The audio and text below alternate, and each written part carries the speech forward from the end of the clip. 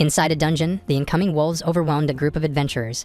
Aina, the silver-haired girl called Yuki, the man who was left behind, to run unless he wanted to perish. The blonde girl told Aina not to worry because blinding and explosive magic was released when Yuki blasted his flare spell. The attack erased the monsters attacking them in a blink, making Aina wonder how a human could be strong like this. The blonde was amazed, wondering how a swordsman was able to use magic, but Yuki told her he was a sage who used the highest swordsmanship and magic level. Aina and Aurelia rushed to him to embrace him, and before all of this happened, let's go back to the day when he was fired from the company. He felt like his whole world was crumbling to pieces because he knew he was quite competent at his job. He went on for days unemployed and kept playing video games non-stop. Luckily, he had some savings that he could use like a NEET without any worries. He kept leveling his character day by day until he reached the max level. In this game, he was a trickster class where you were supposed to progress by interacting with other players. His class had no specialized skills and was called a trash tier due to a lack of versatility. An option popped up asking if he wanted to change class, so he thought about picking the Sage, which turned out to be extremely OP. He even gained unlimited access to every skill and magic, making him think of it as a bug. He could just pinch a dragon and inflict critical damage. He thought of taking down raid bosses, which were normally fought by thousands of players, so taking it on alone would make him look crazy. He didn't care and went to take down that boss by himself. The fight was a little difficult for Yuki, but it still didn't change that he was OP when he pieced his final blow to the monster. A blinding light swallowed him. Many holographic numerals and letters were blinking around him, and suddenly, a force pulled him somewhere. He lost consciousness, and when he opened his eyes, Yuki wasn't in his bedroom anymore, and some weird dudes were calling him a hero to wake him up. Yuki got up immediately and looked around. A man in thick, shiny armor smiled at him and declared that the hero was now summoned successfully. He was surrounded by many unfamiliar people, which made him nervous. The sword hero named Fabrice told him they had no intention of harming him and explained he was in Oswak Royal Castle. Yuki stood up, asking why he was being called a hero. Fabrice nodded and said they were heroes just like him. The shield hero Katashi smiled at him and said taking some time to accept this new reality would be uneasy. A girl with milk trucks waved and winked at him as called Shiri, a healer. She grabbed his arm and wondered if he had an overflowing talent. She moved closer and told him that he was one of the chosen heroes of this kingdom. Yuki looked at Fabrice and asked how they knew he was a hero, so he told him to focus on wanting to see his abilities. He followed his instructions and was surprised to see a hologram before him. He noticed many hidden words so other heroes wouldn't see them.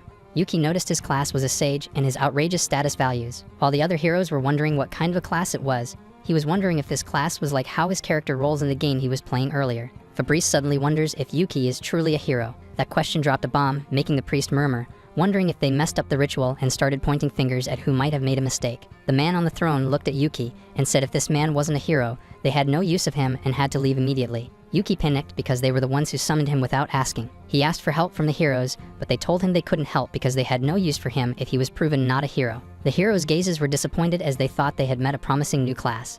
Yuri was still confused and asked if he really wanted a hero. Shiri's aura changed as she said his status didn't say he was a hero. In other words, she was saying he was useless. Yuki suddenly remembers where he felt this familiar, uncomfortable feeling during his last proposal. The boards disagreed with his suggestion. They started mocking him for succeeding in his last project by luck, and many people wanted to work there. The trauma from his corporate days started creeping in while the heroes discussed how they shouldn't let a non-hero in there. The king called his men and ordered them to take the useless man outside because he had no right to be inside the sacred royal chamber. He was dragged outside by the soldiers and kicked out of the gate while being called a fake hero. Yuki was pissed because they kicked him out after they summoned him. When he calmed down, he wondered why they talked about heroes and if he was reincarnated. He knew this wasn't a dream, but he got confused because these idiots doesn't know how OP a sage was in the game he was playing. He sat down, feeling pathetic because he was treated the same way in the real world, making him wonder about just living a quiet, secluded life in this world because there was no way he would want to return to that place filled with exploitative companies. He tightened his fist and thought he had to do something to his new life. He had no clue about this world because there wasn't any tutorial. He walked down the street, exploring the area while hoping to encounter something to change his destiny, like rescuing a princess who was about to be kidnapped. Little did he know, someone was literally getting harassed by the corner. The group of men was big, and one man was trying to hold and keep her mouth shut. The woman was sweating from fear and nervousness upon seeing their dangerous weapons. Yuki suddenly halted when he heard a man asking if nobody had seen them. He peeked and saw a woman getting tied up. Yuki kept silent as he hid behind the boxes while they carried the woman into the carriage. He may have good stats in class, but he still has no fighting experience, especially since he would be dealing with 3 huge bulls. Unfortunately, he stepped on a thin stick, which caught their attention when it broke. Yuki jolted in fear when they spotted him and wondered if he had been watching them from the shadows. Chills went down his spine as he could hear his funeral playlist. He suddenly remembered a skill he had, and while the 3 were discussing what they should do with him, he thought he had to attack before they could. He lifted his arms in the sky to activate the divine blessing. He managed to activate the magic circle beneath him that startled them, and after a few minutes they were gone. Yuki dropped to the floor as he didn't expect that skill to be this powerful. When he recovered, he remembered the girl and stood up to check on her. She was lying on the floor shaking. She was trying to crawl away from him. Yuki exhaled in relief as he saw the girl still alive, tied up and understandably terrified. He assured her that everything was fine. He had already taken care of the guys outside. Once freed, she gasped for air and stuttered out a nervous thank you. Yuki gave her a quick glance over to check for injuries, then accidentally paused too long on her bazooka's rather generous proportions. Combined with the fine fabric of her clothing and the excessive jewelry, it was obvious.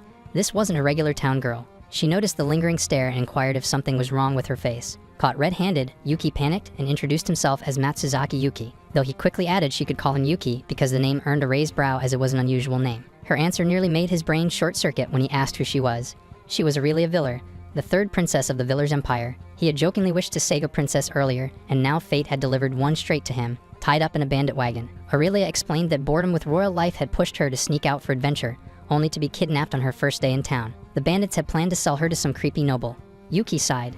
Fantasy life came with some weird side quests. Yuki thought of her as mischievous about escaping home to travel around different kingdoms. Aurelia asked if he could tell more about himself because he had defeated the bandits without breaking a sweat. He panicked, felt the Russian heat through his cheeks, and decided to recount everything that had happened. She had no idea what he was talking about, but she still listened with a curious expression. When he finished, he asked if she wanted to return home after what happened, but she shook her head vigorously and told him she would be fine because she now had Yuki beside her. Yuki sighed and said he was already overwhelmed by his own problem, and he might get accused of kidnapping her if someone found them together. Aurelia moved closer and said she had a plan, and I also had a plan to give this princess decent pants. Anyway, she grabbed his hand, flashed her charming smile, and said they only needed to create a false reality. Embarrassed, he turned red, but she told him she knew what she was saying. He explained it was something to silence a father who was against marriage, but she didn't mind it at all. Aurelia noticed Yuki practically melting with embarrassment, cheeks redder than a fire spell miscast. Just as she opened her mouth to suggest something bold, perhaps being together for real, he cut in hastily, claiming their meeting was purely coincidental. If anything, it only confirmed what he already suspected. This princess was charmingly out of touch with reality,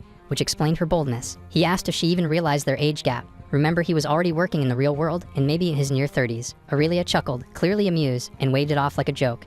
After all, he looked like a scrawny 15-year-old with a tragic haircut. That's when it hit him. He did look younger after reincarnating to this world. Great. Fantasy puberty. Still, he insisted it would be inappropriate to be together. Aurelia sighed in disappointment as she had thought she had found a reliable, if slightly awkward, companion, but Yuki didn't want extra baggage in a world that already made zero sense. He explained he usually played solo, then caught himself. Right, he wasn't playing a game.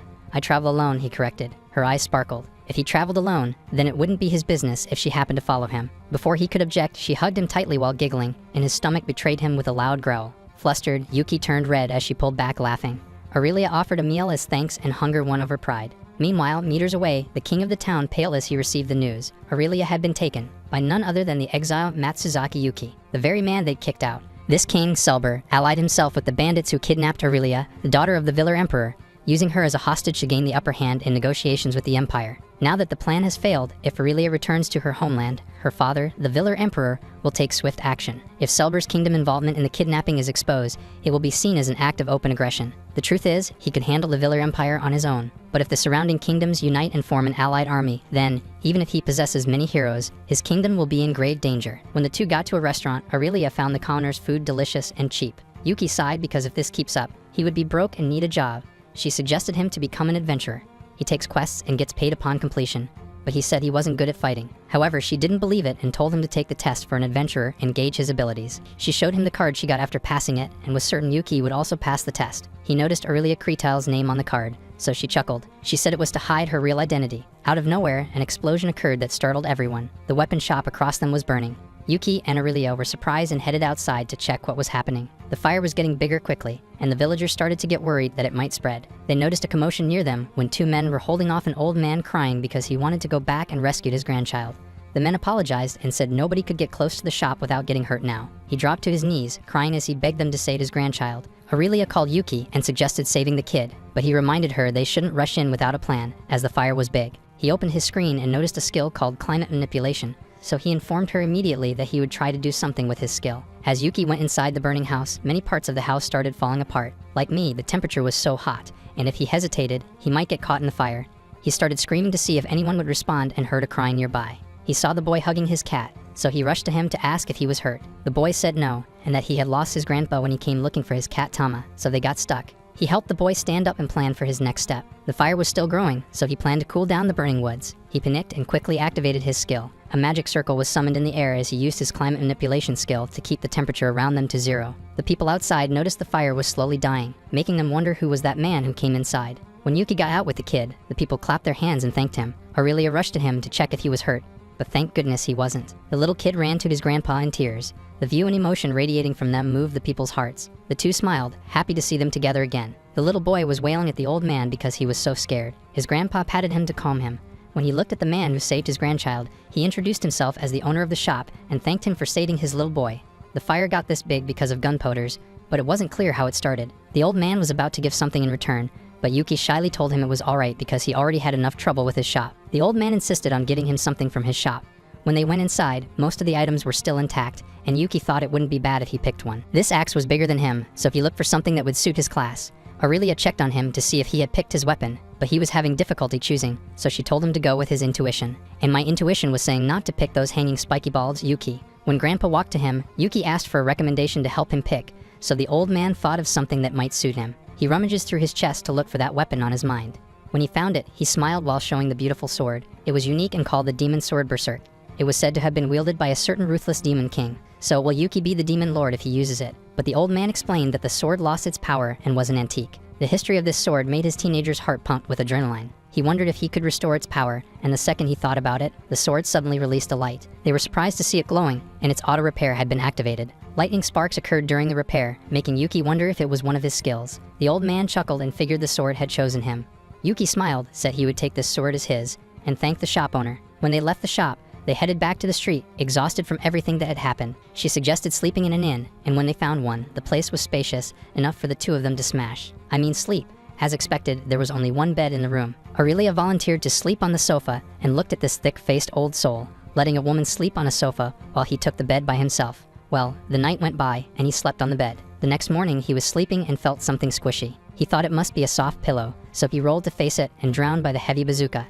His face turned red as he realized it was the princess's chest, and she was so close to him, making him worry she might feel his sword rising. He immediately woke her up and asked what she was doing on his bed. She rubbed her eyes as she got up. She apologized because she couldn't sleep on the sofa and sneaked in without thinking. Yuki started explaining how it was inappropriate for strangers to sleep in one bed, but Aurelia was too innocent. He kept on talking, but she said it was alright if it was Yuki. He was flustered and reminded her she was too careless, and they might have taken advantage of her if it wasn't him. Since they would be swapping beds, Yuki hoped she wouldn't sneak into the sofa, but she just chuckled playfully. He thought she was making fun of him, so he tried acting like a shady guy. He leaned closer and jokingly said he would make a move on her all the way. Aurelia blushed, and they stared through their souls for seconds.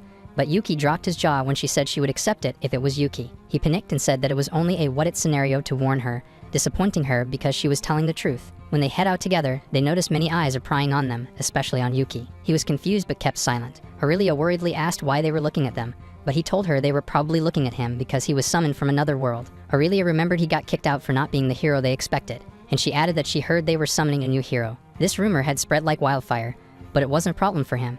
He was more concerned to be found being with the missing princess. The incident during the fire would become a rumor soon enough. Yuki remembered their disappointed faces when they sneered at his class, wondering if Aurelia was also disappointed because she was stuck with a man with dumb luck and a vague sage job. She shook her head with a smile and said she wasn't disappointed. She added that she didn't want Yuki to be exploited by them and made defeating the Demon King an excuse to use the heroes. She was happy she met him because she would have caused trouble for her father if she had been captured. She held his hand and said with a smile that she would follow the positive Yuki anywhere. He was flustered and thanked her. When they arrived at the guild, he asked the receptionist if he could join the guild. The receptionist greeted them and asked for his name, and when he said Matsuzaki Yuki, she was surprised. Yuki noticed it and asked if there was a problem. She said it was nothing, and he should take the test now. The test contains a practical and a final test. I almost mistakenly mistook it for something where you put something else. Yuki was asked to place his hand in the device to assess his magic power, and when it was on, the machine started creaking and releasing black smoke. He screamed and pulled away, asking her if she was trying to amputate his arm. She apologized and said this had never happened before. She had to show him another assessment method, using the huge glowing crystal inside her room. He lifted his hand and touched the crystal. He told them he felt strangely hot, making the receptionist worry because it shouldn't be happening. Suddenly, the crystal cracked, making Yuki fear that it might explode, but the receptionist wasn't done assessing it because the color was still changing. As expected, it shattered into pieces.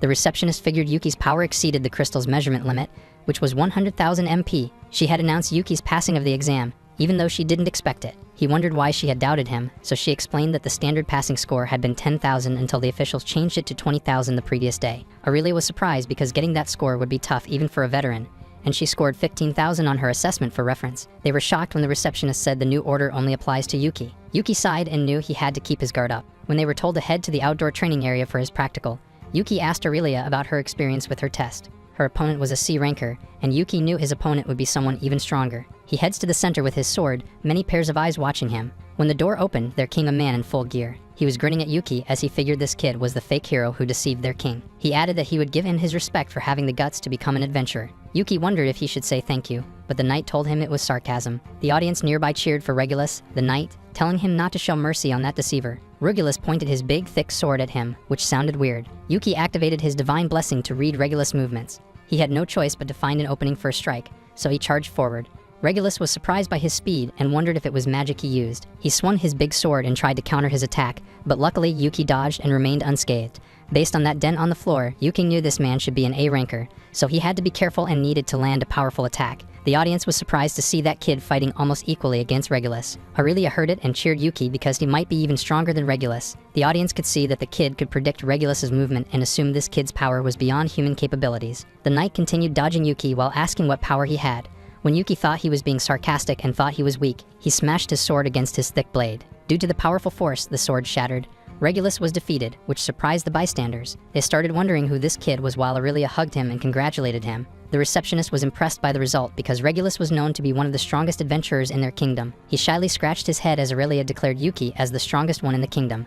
The receptionist said they would need multiple examiners for the final test that day. Yuki asked if Regulus would be okay because he looked like a haunted memory.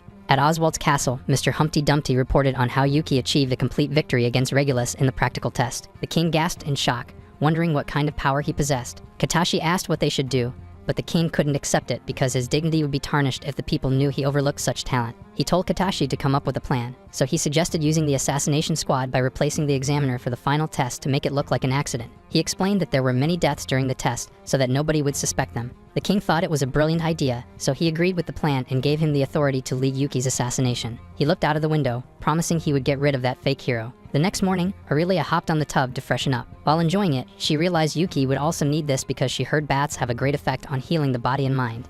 Speaking of Yuki, he was on the bed, realizing his class wasn't weak after being par with a hero. He opened his hologram to check his skills and noticed the barrier magic. It had been just added lately, so he didn't notice. He activated it, but he saw nothing when he looked above to find it. While he was thinking about how it worked, Aurelia got out of the bathroom. She walked to him, suggesting to take a bath also, but she screamed when she hit her head hard on something. Yuki worriedly asked if she was okay. She rubbed her head while groaning, saying she seemed to run into an invisible wall. Yuki got up, knocked on the barrier, and noticed that it was the skill he had used. A hologram popped, and he was asked to set up a password to deactivate the barrier. Once it was set up, he told her to say Harake Goma. Despite the confusion, she said it loudly and was surprised that she didn't bump into the wall anymore. Yuki explained about his skill afterward, so when the next day came, it was the day for the final test. The receptionist told him that when the officer in charge attacked, he must protect the camp with all he had. She added that the attacker would be a C ranker or higher, and his test would be until 6 in the morning tomorrow, so he had to keep an eye out for the officer every second. When it started, Yuki thought about setting up his level 2 barrier to protect the camp. He sat on the rock for his solo camping. It was dark and chilly when night came. Some of the assassins felt pity upon realizing their target was just a boy. The captain told them not to be sympathetic to the boy because he committed a serious betrayal against King Selber. They couldn't believe such a kid could pull that off, so they figured they shouldn't underestimate him. They'd plan on confusing the boy from behind. But upon realizing that the attacker hadn't made a move yet, one of the assassins revealed a problem. He pulled his dagger and threw it towards the campsite. The blade bounced off the invisible barrier, which they thought was the lost ancient magic barrier. They couldn't believe this boy did this, and they knew swords and ordinary magic wouldn't break it. The captain said they shouldn't fail their king no matter what method they use. He told his subordinates to prepare the magical weapon, making them wonder if this was too much. But the captain told them not to worry because they would only break the barrier. The assassins braced for impact when the weapon was blasted. A massive explosion and thick smoke covered their area, and when the smoke faded, they gasped to see the barrier not even budging, and the boy didn't notice it. The captain ordered everyone to prepare more cannons to concentrate the attack on a single point. One of the assassins was worried because the wall wasn't budging, but the captain was confident about their weapons. While they blasted their attacks on the side, Yuki didn't notice the noise and commotion nearby and was too busy cooking his meal. He enjoyed his meal, and until he finished it, he kept wondering when the attack would come. The captain couldn't believe the boy hadn't heard or felt the impacts of their attacks. Yuki yawned and thought he had been enjoying his solo camping too much. The assassins fired multiple cannonballs while amplifying them to increase their strength. All that was damaged was the forest near them. It was a complete disaster, and they were running out of magical catalysts, making the captain anxious because their most advanced magical weapon couldn't even make a dent. He had declared their mission had failed as he knew this boy might possess a power greater than that of a hero. He said that the arrogant heroes might have to tighten up if they couldn't handle this boy. They cleaned up the area to leave no trace of them, and the next morning had come. The receptionist and Aurelia were looking for the camp as they noticed the roughed up and smoking area from the attack. While Aurelia was hoping Yuki would be okay, the receptionist bumped against an invisible wall. Aurelia's eyes widened, and they remembered what Yuki said as a password. She immediately said the word to make them pass through the wall. They saw Yuki sleeping, all safe, and in dreamland. When he woke up, he noticed them, and the receptionist said he was the first person to fall asleep in their test. When the receptionist was about to announce the result of the test, Yuki cut her off and said it was not his fault that the officer didn't show up. She anxiously said he was wrong and revealed they failed to attack because of the barrier he set up. When she said that, he finally looked at his ruined surroundings, making him realize his barrier could block anything off, as well as sounds and impacts. Since he managed to protect the camp for the whole night, the receptionist congratulated him for passing the test. While Yuki couldn't believe by just camping there and doing nothing, he would pass, Aurelia hugged and congratulated him. Yuki finally got his guild-issued ID card, so he could now accept requests as an adventurer. Their collection quest was at the Carlin Plain, just around the royal capital, and Aurelia was worried because their first quest was too excessive for a first mission. Yuki said it was because he accepted 10 similar quests all at once to finish them quickly in batches, and now they just need to find an efficient spot for gathering. When he looked at the whereabouts of the plants they needed, he told her they would head to the forest instead of the plains to get red and blue medicinal herbs, as well as the holy flower. There would also be more monsters in the forest, but they would also find more plants there since they thrive in high magical concentration. Aurelia started worrying about their lack of fighting experience, but he told her not to worry because monsters near the capital weren't strong. When they were settled, they had to do the first with keeping their guards up. When they were inside, it was a little cold with all the trees blocking the sunlight, and they easily found the plants they were looking for. They head quickly to pick the plants they need. Aurelia felt like they were on a picnic, but the monsters were lingering around them, held by the barrier. They could focus thanks to it. And when the bag was full, a hologram asked if Yuki wanted to store it in the slot. When Aurelia told Yuki all the item bags were full, she gasped when all she saw was him throwing the herb to a hologram. She asked what it was, so he explained this item slot would help them store anything and take things out anytime. When they were done picking the herbs, they decided to head back to the guild to turn this over. Suddenly, thunder was heard, and it startled Aurelia. The sky was suddenly dark, and lightning was striking everywhere. Yuki knew something was off because of the sudden changes in the climate. An eerie scream spooked them, making them wonder where it came from. The two had agreed to look for the sound from as far as possible because he was certain there were no strong monsters near the capital. On the other hand, the heroes were also in the forest. Shiri called Fabrice darling and said she wasn't convinced the water-eyes dragon was close to the capital. Fabrice smirked and told her not to worry because he would take it down with one strike. While they were too lovey-dovey, Katashi sighed and told them they didn't go there for a stroll in a park. Fabrice told him not to worry because the monsters there were weaklings and hardly even good for a warm-up. The wolf stood up again, glaring at him, making Fabrice smile to see this monster having a backbone. He slashed it with a stronger force that instantly ended the monster's life. Shiri lunged at him to praise her darling. They knew there was a lot of magical energy in the forest, making the possibility of that dragon getting stronger higher. Shira cheekily said her darling wouldn't lose to any monster no matter what, making the other heroes sigh. The party arrived at the fabled cave shrine where the dragon had supposedly been sealed. The place was oddly calm. There was no smoke, no roar, just the echo of tired boots and Fabrice's complaining. Shiri, ever the flirty one, leaned toward Fabrice and whispered to herself that maybe even dragons were scared of cocky men with nice hair and no plans like her darling. Eternally immune to nonsense, Katashi told them to stop playing, and the moment he suggested they investigate, the ancient tablet shattered like a teacup in a tavern brawl. A thick wave of dark magic burst out, and the shrine suddenly felt like a dungeon on hard mode. A monstrous growl echoed. From the shadows emerged a massive dragon, its glowing eyes locked on them as if they owed it rent. Shiri's flirty smirk vanished, and Fabrice tried rallying the team with heroic flair. The dragon launched its flames, throwing them to the ground. Meanwhile, Fabrice's courage hit rock bottom. As he turned to plan his strategic retreat, the dragon took flight and slammed him into the wall like a sack of regrettable choices. He was groaning in pain, crushed and unable to move. Fabrice watched in horror as the dragon crept toward him. That deafening roar was heard in Yuki and Aurelia's area. They felt that strong vibration of that strength from that sound, so Yuki said they had to be prepared. When they spotted the roughed-up heroes on the ground, Yuki recognized them. Aurelia pointed at the huge dragon nearby, and their mouths dropped faster than a Wi-Fi signal in a basement. They couldn't believe a powerful dragon could be living in this place. When it roared again, Yuki thought of it as a surprise boss you find in the early areas of a game. When he said they would be heading back to the city, Fabrice noticed Yuki and begged him to help them out a little, but Yuki sighed and thought he shouldn't meddle in their business. Fabrice continued persuading him, and Yuki activated his internal mute button. However, when the dragon laid its eyes on them, Yuki and Aurelia were attacked by its burning breath. They gasped as the fire touched the barrier Yuki created on time. He cursed because this was his first time seeing his wall shattered from an attack. The dragon was now accumulating magic powers to its mouth for another attack, and Yuki had no time to rebuild another barrier. He drew his sword out and told Aurelia to move back. She was away when the dragon released his attack on Yuki. He frowned his eyebrows and blocked it with his sword. Suddenly, the fire was swept away by the demon's sword. Fabrice was shocked to see Yuki unscratched after that blow. The dragon looked closer, and suddenly, Yuki could hear the dragon asking if he was the sage they had been waiting for a long time. Yuki confusedly said yes. The dragon said he fell into a long sleep after he sealed himself to heal the severe wound he got from a battle. And because dragons had lived alongside sages, the water-eyes dragon was drawn to Yuki. He doesn't know what he means, but knows he wasn't drawn to those dragons.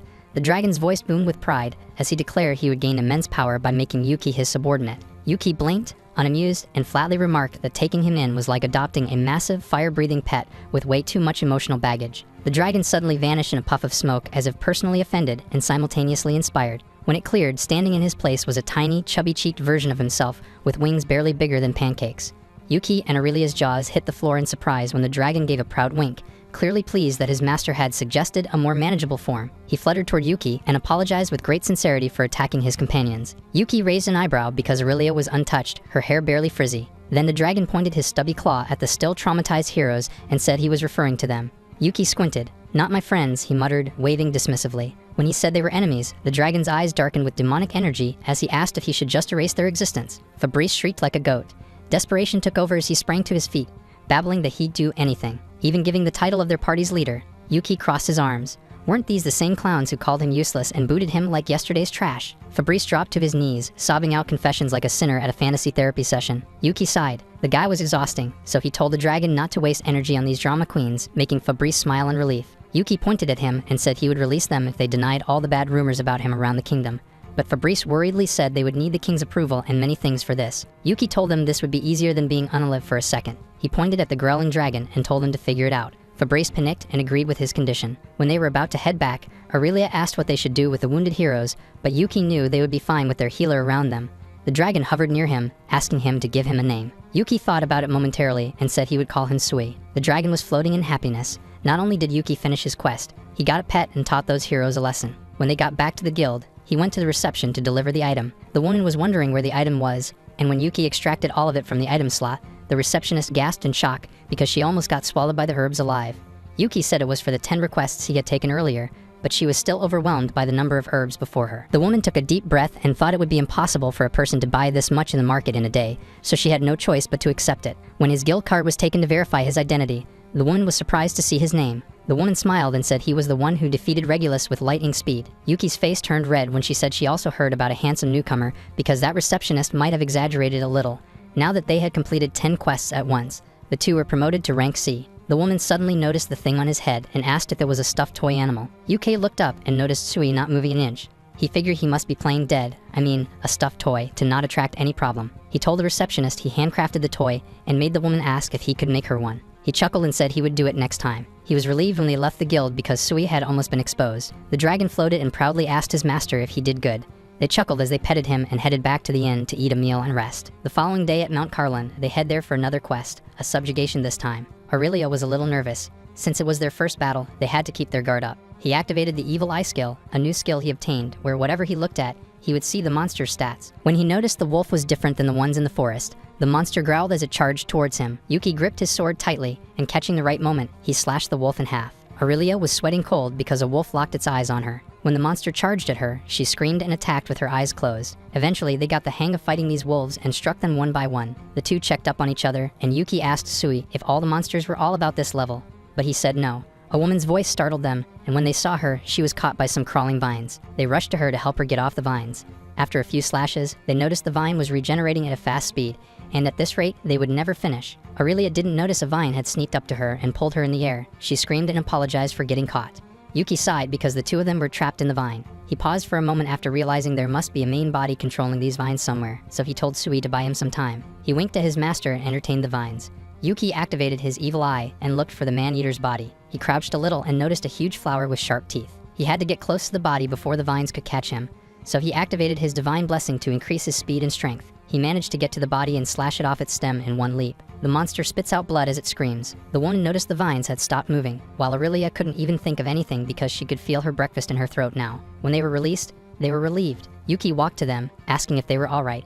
The woman thanked him and asked for their name. Aurelia and Yuki introduced themselves, and the woman said she was Aina Nichelle from the elf village. They wondered how she got there because that village was far from the royal capital. Aina said she was chasing after the bandits who kidnapped the elves to sell them, but he got attacked by the veins and got stuck. Aurelia said she did hear about the demi-human being sold to perverted nobles, which was prohibited in many countries. Aina added slave trafficking was still going around in Oswald's kingdom, making her think the kidnappers were from Oswald.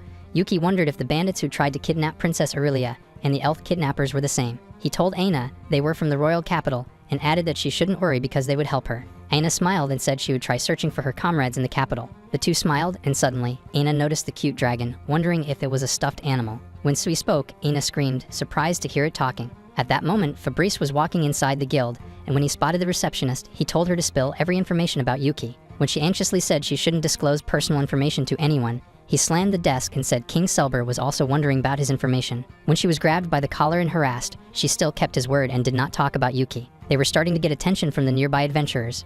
Regulus saw the receptionist was getting hurt and asked him what he was doing. Fabrice looked at him and noticed he was Yuki's opponent on the test. He said he knew Fabrice and that he had a rough way of asking things as a respected hero. Fabrice told him to stay out of it because the king was deeply concerned about Yuki and wanted to investigate him. He even asked Regulus to join hands with him since he was defeated in humiliation by that kid. He frowned when Regulus said he didn't think Fabrice could take Yuki down. Regulus added that he could sense Yuki's pure intention with his honest attacks without a hint of malice. Fabrice gritted his teeth because he wouldn't follow a hero's order, but Regulus warned him not to challenge him in his current condition. Fabrice knew he was in a tight spot, so he left him. When he left, the receptionist thanked Regulus, and he told her to inform him if Fabrice threatened him again. Because of what happened, Regulus wondered why the king was so curious about Yuki. He heard about Yuki being called a fake hero and a deceiver, but if they opposed the demon king, there was no need to cling to the title of hero, and there would be no reason for Yuki to claim to be one. He had decided to do some research for this interesting case. Meanwhile, Yuki was as red as a tomato, caught between the two twin peaks of Mount Fuji. The night before this scene unfolded, Yuki had suggested splitting the rooms by gender. However, the princess rejected his suggestion since sharing one room felt livelier, and renting just one room would save money. Aina agreed to the arrangement but warned Yuki not to do anything weird. Yuki had no idea what she meant, and because explaining it was too embarrassing, Aina simply called him an idiot. The four of them said goodnight to each other, and once Yuki was fast asleep, Aurelia quietly sneaked into his bed. But Aina saw her and reminded her of their own bed. Scratching her head, Aurelia tried to clarify that she just wanted some fresh air, but it was obvious that this wasn't true since Yuki's bed was on the opposite side of the room from the window. Aurelia told her to go to sleep because she was tired, but Aina could sense she was up to something. With no choice, Aurelia confessed that she often sneaks into Yuki's bed when he's sound asleep because she feels comfortable beside him. With that, she lay down beside him. But Aina, curious about the comfort Aurelia had mumbled about, found herself wanting to join in too. The princess revealed that Yuki would unconsciously touch Mount Everest in his sleep, which led her to believe he was a mountain expert. Although Aina didn't fully understand what the princess meant, she didn't want to lose to her and challenged her to see whose mountain Yuki would choose. That night, they slept beside a tall tree. When the tree woke up, it noticed its right branch had almost reached the mountain. Looking to the left, it realized its left branch was stuck between the mountains, and to its surprise, a dragon was sleeping on top of it. Not wanting to wake them up, the tree decided to go back to sleep and pretend nothing had happened. In the morning, Yuki was greeted by the owners of the mountains, both asking which mountain he preferred. Confused, Yuki didn't understand what they were talking about but still replied that they were the best in their own way. The two girls wanted a clear answer. They didn't want to lose to each other. Trying to ease the tension, Yuki suggested they eat some sausages. What I mean is they eat breakfast and then head to the guild to take on a quest. After completing Aina's adventurer registration at the guild, they accepted a monster hunting quest to test her abilities. Since Aina was an elf, Yuki expected her to be skilled with a bow. As they encountered enemies, Aina fired arrows at skeletons and landed clean hits on their skulls. Yuki was impressed and confident that she could pass the guild exam right away with her talent. Eager to fight more monsters, Yuki was helped by Sui, who offered to gather enemies in one spot. She resonated with the monster's magic to make them think she was one of them. After a few minutes, she had lured a large group to their location. The three prepared for battle. When the flying skeleton's head rushed at Yuki, he felt something strange after slashing it. It was an elemental or attribute attack. Since Sui had become his subordinate, he could now use water attribute magic. Water magic deals double damage to fire-type monsters. With this new power, Yuki realized he could easily defeat them by targeting fire-aligned enemies. He swung his sword and was amazed by the result. Even without directly striking them, the force of the attack alone brought them down. Meanwhile, Aina repositioned herself and shot arrows at the ugly skeletons. Now surrounded by monsters, Yuki cut them down effortlessly, almost like he was playing Fruit Ninja. Aurelia, watching the two fight, was amazed and determined not to fall behind. As usual though, she attacked with closed eyes and hit a monster by sheer luck. She knew she couldn't handle so many enemies on her own, but Yuki and Aina backed her up, piercing heads and slashing the ugliness out of the monsters. After a while, they decided to return to the capital. Aina had run out of arrows and Sui had depleted much of her magic. Having defeated over 1,000 monsters, Yuki was confident that Aina would rank up soon. When he noticed the princess spacing out, he asked if something was wrong. Aurelia insisted everything was fine, but when Yuki commented that it was normal to feel tired after fighting all day, she suddenly shouted that she was full of energy.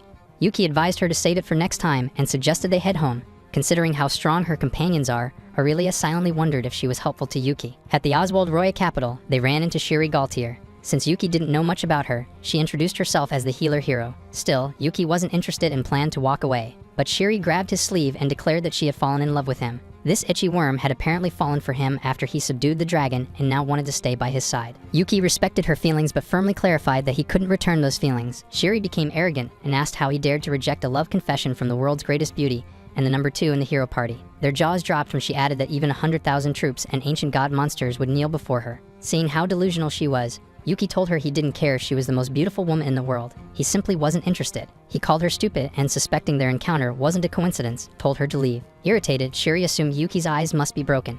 She pointed at the others and mockingly asked if the blonde bimbo Aurelia and the dumb-looking girl Aina were better than her. Yuki couldn't let her insult his comrades like that and stood up for them, saying that beauty means nothing without character. In truth, his companions were far more beautiful than hers. Desperate to win him over, Shiri tried to force herself on him, pushing him into a twin mountain, expecting he'd change his mind. When she pressed him hard, Yuki had had enough. He slapped her hands away and declared that she had no appeal as a woman and didn't even deserve to be treated like one anymore. He warned her to tell Fabrice that he didn't want to see their ugly faces again. As the gorilla soul nearly left her body from the shock, Yuki turned to his comrades and suggested they go. Aurelia thanked him for protecting her, but Yuki insisted he was just stating the truth. He wondered aloud how Shiri could even call herself a hero. Aina warns him not to let the words sink in from a woman like that. Aurelia fell silent, and Yuki wondered if Shiri's words had affected her. When they arrived at the guild to report their quest, the receptionist asked to see the back of their guild cards, where the number of monsters they defeated was automatically recorded. Yuki hadn't realized the card had that feature. The receptionist was stunned. He had defeated over 1,000 monsters in a single day. It was enough to break a record potentially. Before processing their completed quest, the receptionist informed Yuki that he qualified for a rank promotion and asked for his old card so she could issue a new one. Yuki told Aurelia to hand in hers too, but she declined. She hadn't defeated as many monsters and felt fine staying at her current rank. Hearing that, Yuki also declined his promotion, choosing to remain at D rank. Surprised, since no one had ever refused a promotion before, the receptionist explained that even if he ranked up, he could still take lower rank quests. Yuki understood but said he wanted time to think about it. He was given 3 days to decide, or he'd lose the right to be promoted, which was enough time for him. To lift the mood, Yuki invited Aurelia outside. He wanted to hear her reasons. She explained that during the quest, she had noticed the power gap between herself and the others. When Shiri insulted her, she couldn't say anything back. She wasn't trying to compete with them, but she felt like she didn't deserve the same results. Yuki understood and advised her not to lose confidence. Realizing Aurelia was doubting her worthiness for C rank, Aina suggested they take a C rank quest to test her abilities. Yuki agreed. If Aurelia could handle C rank monsters, there'd be no problem ranking up. To be safe, he would accompany her but let her face the monsters on her own. While Aina took her practical guild exam, Yuki would help train Aurelia. Aina teased her, asking if Aurelia would admit defeat if she surpassed her. Aurelia said she wouldn't let that happen. Aina admired her spirit and encouraged her to show pride and determination. With the plan set, they agreed to rest for the day and prepare for tomorrow. Aurelia nodded and declared with conviction, "I'll do my best." Thank you for watching, guys. I hope you love this manga. Have a good day.